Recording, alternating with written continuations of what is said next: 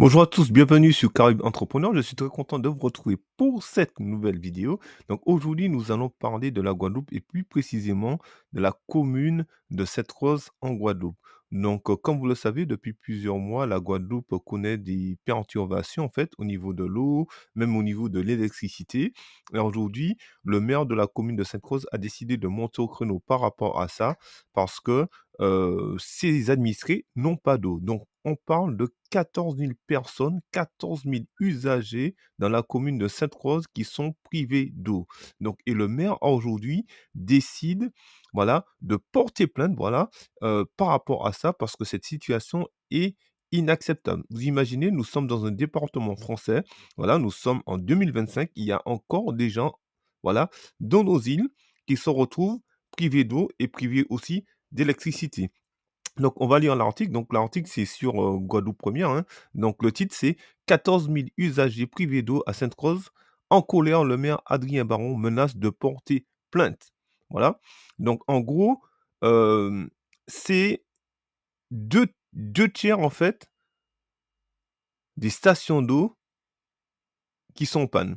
C'est-à-dire qu'en gros, c'est 2 stations sur 3 qui sont en panne. Donc le maire n'en peut plus, voilà, parce qu'il doit chaque fois se justifier devant ses administrés, heu voilà et en fait, c'est pas son job, quoi. C'est il y a le syndicat mixte qui est responsable de cela et c'est à eux de gérer cette situation. Donc il menace de porter plainte, voilà, par rapport à tout cela parce qu'il n'en peut plus. Il n'en peut plus de se justifier devant ses administrés et voilà et en plus de cela, le syndicat mixte, il reçoit, des paiements en fait des personnes et notamment aussi des subventions par rapport à l'État. Donc c'est un vrai coup de gueule par rapport à cela. Donc il trouve cela inacceptable d'être assailli par ses administrés pour un manque d'eau. Donc en gros, les 2 tiers de la population se trouvent privés d'eau. Voilà, donc c'est une situation qui est inacceptable, voilà, pour la Guadeloupe. Donc notamment la station Ravine-Bleue est l'une des 2 stations en dysfonctionnement. Donc l'entretien laisse à désirer, écoutez, hein, et cela relève du bricolage. Vous imaginez un syndicat mixte qui laisse une station en dysfonctionnement et ça a été bricolé. Donc il y a aucune mesure concrète qui a été faite pour que la station, vous voyez la station photo, soit réhabilitée, soit correctement, aménagée. On va beaucoup plus loin, l'armoire électrique est maintenue ouverte. Donc déjà, une armoire électrique ne doit pas être ouverte pour mesure de sécurité et en plus de ça, on sait très bien qu'en Guadeloupe, on a un climat tropical humide, donc il peut faire très chaud et on a aussi de l'humidité et dans l'article, il est écrit que: «Et l'armoire électrique est maintenue ouverte avec un ventilateur de fortune». Voilà, un ventilateur de fortune, on peut dire un ventilateur bas de gamme placé devant pour réguler la température. Donc les gars, ils ont mis un ventilateur, voilà, pour réguler la température. Donc c'est vraiment du bricolage et on croit même rêver, quoi. Donc, et ce qui se passe, c'est que dès qu'il y a un dysfonctionnement, eh ben, la station, le système se met en off et les gens n'ont pas d'eau durant 24 heures. Donc c'est un truc de malade. En fait, non, mais c'est un truc de malade. Donc les mecs, ils ont mis un ventilateur et dès qu'il y a un souci, dès que ça coupe, eh ben, les gens, les administrés se retrouvent sans eau. Voilà. Donc vraiment, c'est un vrai coup de gueule, du maire. Donc je vous laisse écouter, l'interview du maire et je reviens tout de suite après. Aujourd'hui, nous avons une situation extrêmement complexe où 2 usines sur 3 dysfonctionnent, vraisemblablement parce qu'elles manquent d'entretien.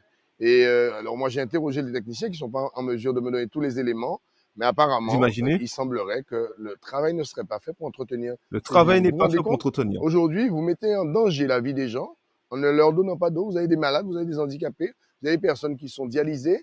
Donc il a dit, hein, donc il y a des personnes qui sont malades, il y a des personnes qui sont dialysées et aujourd'hui, le syndicat mixte d'eau là, qui gère cette commune, met toutes ces personnes en danger. Voilà, donc on continue.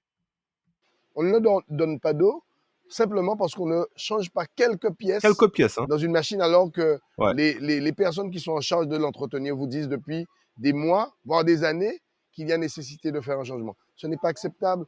On ne peut pas traiter les gens de cette manière-là. On peut... Donc les gars, en fait, ils savent, hein, depuis plusieurs années qu'ils savent que on doit faire un changement par rapport à ça et ils ne le font pas. Donc c'est une situation qui perdure depuis plusieurs années. pas mettre en danger la vie des gens. Moi, je suis fatigué d'interpeller le SMGAG. Je suis fatigué de me retrouver en situation où je dois me justifier auprès des habitants de Sainte-Rose. Donc, je ne sais pas si aujourd'hui, je ne vais pas prendre une décision de porter plainte contre le SMGAG pour mise en danger de la vie d'autrui. Parce que c'est inacceptable aujourd'hui. On ne peut pas continuer comme ça.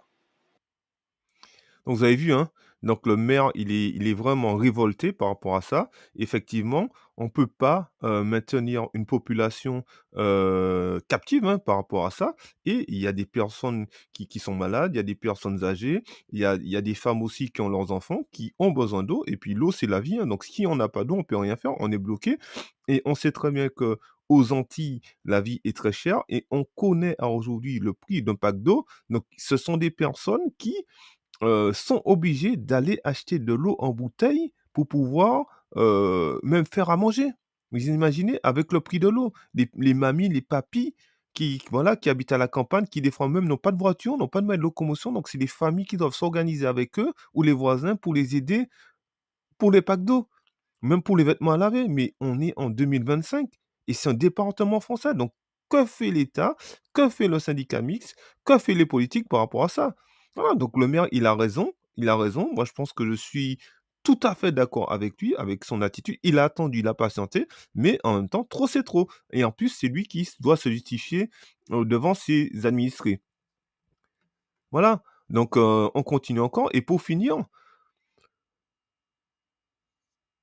il dit qu'il a visité un quartier, donc celui de la débauche, où les habitants n'ont pas vu une seule goutte d'eau dans le robinet depuis 4 mois. Donc dans ce quartier, ça fait 4 mois que les personnes n'ont pas d'eau. Vous imaginez 4 mois que les personnes n'ont pas d'eau, n'ont pas vu une goutte d'eau dans leur robinet. C'est-à-dire que les gens aujourd'hui, depuis 4 mois, comment ils font? Comment ils font dans ce quartier pour se laver?